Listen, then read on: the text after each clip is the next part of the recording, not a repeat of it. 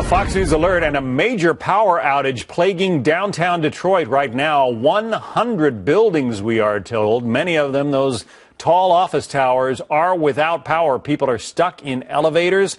Police are reportedly radioing that they are afraid of running out of gas in their patrol cars because the pumps are not working. This is described as most of the municipal grid is down, whether that means municipal buildings only or the municipality of downtown Detroit. It's not quite clear. Let's get some information from Bruce Blakeman, a guy who has some experience handling this kind of thing. He was Port Authority Commissioner for New York and New Jersey in 2003, also the chair of the Security Committee there when the big New York power outage hit this state as well as large swaths of Canada, Pennsylvania, and others as well. What is job one when you have a power outage like this? So far, there's no word on what caused it. Well, the first thing you have to do is inventory your assets, see what assets are available.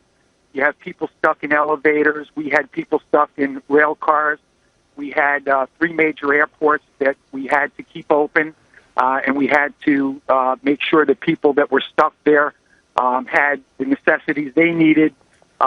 When you have a situation where basically there's no power. So you inventory your assets, you apply your assets in various areas. Back in 2003, it was post 9/11, and the first analysis we did was whether or not there was a terrorist component to it, because obviously if there was a terrorist component, it could be the prelude to a greater attack. Yeah. Well, people are wondering that because, we just had stories the other day about nations like China. There was testimony before Congress that nations like China have the ability to shut down the grid in this country. They could do it, through cybercrime, effectively. Again, nobody is saying what the cause is here. Nobody seems to know right now. Very quickly, for those people stuck in elevators, is there usually some kind of emergency lighting, or are they completely in the dark?